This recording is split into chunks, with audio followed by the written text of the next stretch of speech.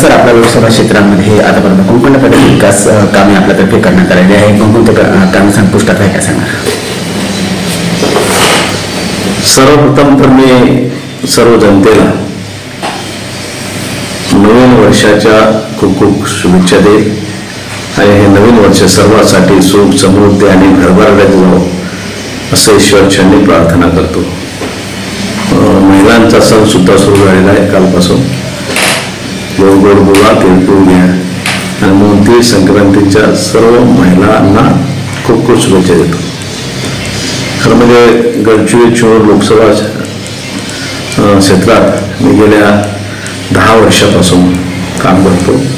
जनतेच्या आशीर्वादाने सहकार्याने मी निघून आलो आहे.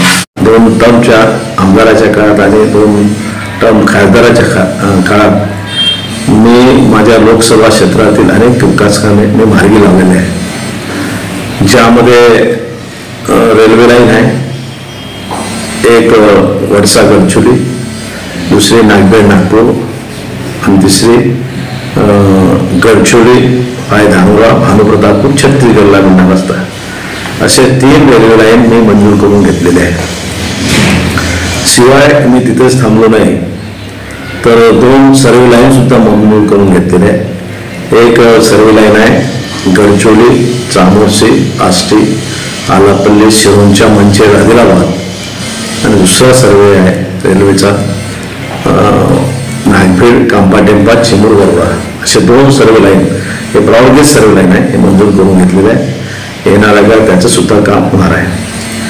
मी इथेच थांबलो नाही तर माझ्या प्रयत्नामुळे मी सेंट्रल म्हणजे केंद्राकडून 14,500 करोडचे कामं खिचून आणलेले आहे, ज्यामध्ये मोठमोठ्या रस्त्याचे काम आहे, पुलाचे काम आहे आणि नॅशनल हायवेचे काम आहे.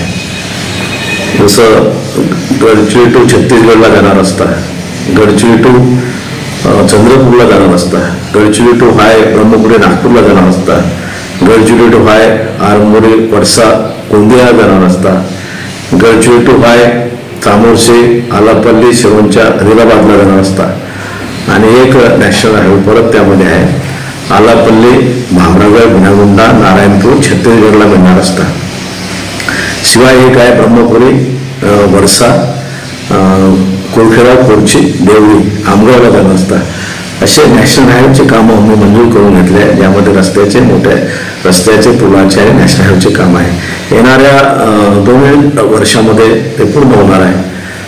काही फॉरेनची अडचण असल्यामुळे काही ठिकाणी अडलेलं आहे, पण आता ती अडचण दूर होणार लगेच आणि ते दूर झाली की 2-2.5 वर्षात चांगले रस्ते होतील या ठिकाणी आणि रेल्वे लाईन पण होईल आणि एक चांगलं ट्रान्सपोर्टेशन जर झालं तर या जिल्ह्यात मोठमोठे उद्योगधंदे आणि कारखाने निर्माण होतील. या ठिकाणी उद्योगधंदे कारखाने न निर्माण होण्याचं कारण हे ट्रान्सपोर्टेशन या ठिकाणी नव्हतं. विशेष म्हणजे या जिल्ह्यात 80% जंगल आहे, ज्यावर आधारित शेकडो उद्योग कारखाने होऊ शकतात आणि मोठ्या प्रमाणात मिनरल्स आहे जंगलामध्ये, जसं की ग्रेनाइट, डोलोमाइट, हिरा, पन्ना, मॅग्नीज, कोळसा, लोखंड आणि सोना सुद्धा आहे, ज्याच्यावर शेकडो उद्योगधंदे आणि कारखाने होऊ शकतात, पण आजपर्यंत होऊ शकले नाही. उदाहरण तौर पण तुम्हाला मी सांगतो. उदाहरणार्थ 1927 मध्ये जमशेद टाटा गडचिरोलीला येऊन गेले आणि गडचिरोली जिल्ह्यातील एटापल्ली तालुक्यातील सुरजागडला गेले.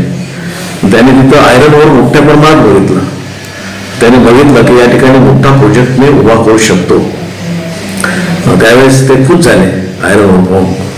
पण जेव्हा ते माघारी निघाले आणि माघारी निघाल्यावर बघितलं तर रस्ते बरोबर नाही, खड्डे पडलेले, रेल्वे लाईन नाही आणि मग त्यांनी विचार केला की या ठिकाणी ट्रान्सपोर्टेशन नाही आहे, परवडणार नाही आणि म्हणून ते जमशेदपूरला गेले. त्या ठिकाणी कारखाना उभारला. भिलाईला गेले, तिथं कारखाना उभारला. अदरवाईज गडचिरोलीमध्ये या ठिकाणी राहिला असता. पण आज स्थिती वेगळी आहे. माझ्या प्रयत्नामुळे मी रेल्वे लाईन आणि नॅशनल हायवे या ठिकाणी आणल्यामुळे 2-2.5 वर्षामध्ये या ठिकाणी चांगले रस्ते, रेल्वे लाईन होईल आणि माझं स्वप्न आहे की या जिल्ह्यात उद्योगधंदे निर्माण झाले पाहिजे. तर जो खनिज संपदा आहे या जिल्ह्यात त्यावर मोठमोठे उद्योगधंदे आणि कारखाने होतील विशेष म्हणजे माझ्या प्रयत्नामुळे सुरजागडचा लो प्रकल्प सुद्धा सुरू झाला. कोळसेला आता मोठा प्रोजेक्ट त्या ठिकाणी होत आहे. 20,000 कोटीचा इंटिग्रेटेड प्लॅन, स्टील प्लॅन त्या ठिकाणी होत आहे. आणि तो जर झाला, कारण 70% काम तिथं सुरू झालेलं आहे तिचं, तो जर झाला तर त्या ठिकाणी 10 ते 20,000 बेरोजगार तिथं लागतील कामाला. हे महत्त्वाचे कामं मी केलेलं आहे. शिवाय काही 5 मायनिंग चे लीजवर, 5 मायनिंगचं काम लीजवर काही कंपन्यांना मिळालेलं आहे. ते येणाऱ्या काळात होतील, लवकरच होईल. शिवाय मी आमदार असताना माझ्या प्रयत्नामुळे वैनगंगा नदीवर मी 5 बॅरेजेस मंजूर केले. जो एक बॅरेज जवळजवळ 1,1200 कोटीचा आहे. त्यापैकी एक बॅरेज पूर्ण झालेला आहे, चिचडो, चामोर्शी तालुक्यातलं चिचडो. दुसरा 70% पूर्ण झालेला आहे, कोडगल तालुक्यातील कोडगल येथे. एका बॅरेजचं लोकार्पण करायचं होतं, त्या काही भूमिपूजन पण करायचं होतं मला, रेल्वे लाईनचं. पण मी आदरणीय देशाचे गृहमंत्री अनिल भाई शहांना बोलावलं होतं. त्यांनी तारीख पण दिली, पण ते पोस्टपोन झाल्यामुळे भूमिपूजन होऊ शकलं नाही. पण येणाऱ्या काळात ते मी बोलवणार आहे. हे महत्त्वाचे कामं मी केलेले आहे विकासाचे. मी तिथंच थांबलो नाही, तर एक हवाई पट्टा सुद्धा आपण मंजूर केलेला आहे. इथं मोठमोठे उद्योग आणि कारखाने झाले तर उद्योजक मोठ्या प्रमाणात येतील. आणि त्यामुळे त्यांना जाण्यासाठी इथं वाहतुकीचं साधन आवश्यक आहे, एअरपोर्टची आवश्यकता आहे. आणि हवाई पट्टा सुद्धा मंजूर केला आहे. मेडिकल कॉलेज सुद्धा मी मंजूर केलं आहे माझ्या प्रयत्नामुळे. त्याची जागा पण पूर्ण झालेली आहे. येणाऱ्या काळात लवकरच इथं मेडिकल कॉलेज पूर्ण होईल. असे महत्त्वाचे कामं खासदार म्हणून मी या ठिकाणी मार्गी लावलेले आहेत.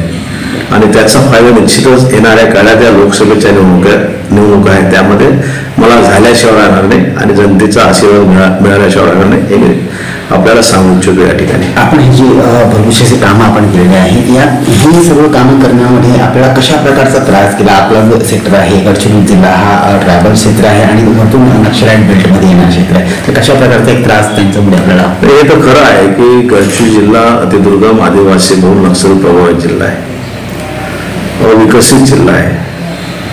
आणि म्हणूनच देशाचे लाडके पंतप्रधान नरेंद्र मोदी यांनी आकांक्षित जिल्हा म्हणून घोषित केला. अशा जिल्ह्यात मी एक ॲज ए चॅलेंजिंग म्हणून मी काम केलेलं आहे. आणि लोकांचं त्यासाठी मला सहकार्य आहे. आमच्या पदाधिकाऱ्यांचं, कार्यकर्त्यांचं सहकार्य आहे, लोकांचं पण सहकार्य आहे. आणि म्हणूनच हे सर्व कामे मी करू शकलो, हे तेवढं खरं आहे. आता समोर खूप सारी योजना आलेली आहे. आताच प्रधानमंत्री जनधन योजनेच्या संदर्भात खूप साऱ्या लाभार्थ्यांना लाभ देण्यात आला. कशा प्रकारचा कार्यक्रम झाला काय सांगा? हे खरं आहे की या देशाचे लाडके पंतप्रधान नरेंद्र मोदी यांचं जेवढं कौतुक करावं, जेवढं अभिनंदन करावं तेवढं कमी आहे. कारण पंतप्रधान महोदयांनी त्यांच्या 9.5-10 वर्षाच्या काळात अनेक योजना अंमलात त्यांनी आणल्या. मी जर त्या योजनेबद्दल जर सांगेल तर 5 ते 10 घंटे लागतील, एवढ्या योजना त्यांनी आणलेल्या आहेत गोरगरीब सामान्य लोकांसाठी. आणि ही योजना आणण्याचं कारण त्यांचं स्वप्न आहे या देशाला बलशाली करायचं, या देशाला उंच शिखरावर न्यायचं, या देशाला जगात 1 नंबरचं स्थान द्यायचं, हा त्यांचा उद्देश आहे. आणि जगाला 1 नंबरचं स्थान द्यायचं असेल, उंच शिखरावर न्यायचं असेल तर या देशातील प्रत्येक व्यक्ती, प्रत्येक नागरिक, मग तो दीन असेल, दलित असेल, शोषित असेल, पीडित असेल, अल्पसंख्याक असेल, मागास असेल, गरीब असेल, सामान्य असेल, आदिवासी असेल, तो सुजलाम सुफलाम झाला पाहिजे, हे मोदी साहेबांचं स्वप्न आहे. आणि म्हणूनच मोदी साहेबांनी 10 वर्षामध्ये अनेक योजना आणल्या. आणि त्याचाच एक भाग म्हणून आज पोटेगाव येथे पंतप्रधान जनमन महाअभियान म्हणजे आदिवासी विभागाच्या वतीने त्या ठिकाणी राबवलेला आहे. संपूर्ण देशामध्ये हा कार्यक्रम त्यांनी आज घेतलेला आहे. उद्देश हाच आहे की गोरगरीब सामान्य लोकांपर्यंत योजना पोहोचल्या पाहिजे. आणि विशेष म्हणजे जो मागास समाज आहे, आदिवासी बहुल समाज आहे, जे ज्या ठिकाणी प्रिमिटिव्ह ट्राईब्स आदिवासीमध्ये राहतात, त्यांच्यापर्यंत योजना पोहोचत नाही. आणि म्हणून ह्या योजना त्यांच्यापर्यंत पोहोचल्या पाहिजे. आणि म्हणून त्यांनी आज पंतप्रधान जनमन आदिवासी विभागावर अंतर्गत हे महाअभियान या ठिकाणी सुरू केलेलं आहे. त्याचाच फायदा आज सर्व लोकांना भेटणार आहे आणि पूर्ण देशामध्ये याची सुरुवात त्यांनी केलेली आहे. शिवाय विकसित भारत संपर्क अभियान हे सुद्धा त्यांनी सुरू केलेलं आहे. प्रत्येक ग्रामपंचायतमध्ये एका दिवशी 2 ग्रामपंचायतमध्ये जात आहे.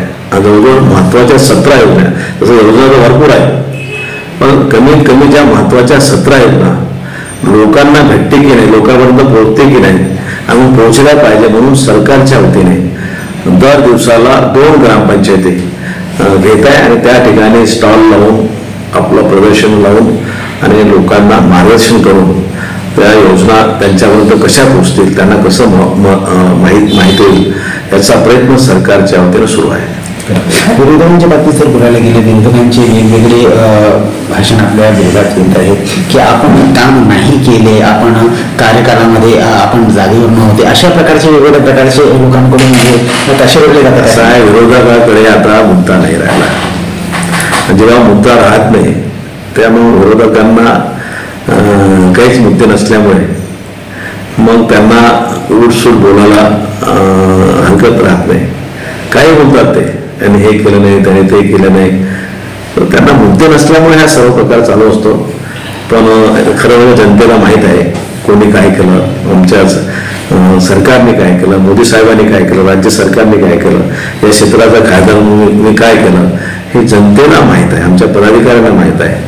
आणि त्यांना माहीत असून सुद्धा हेरे म्हणून पेढे खाण्याचा प्रकार हे विरोधकांचा आहे.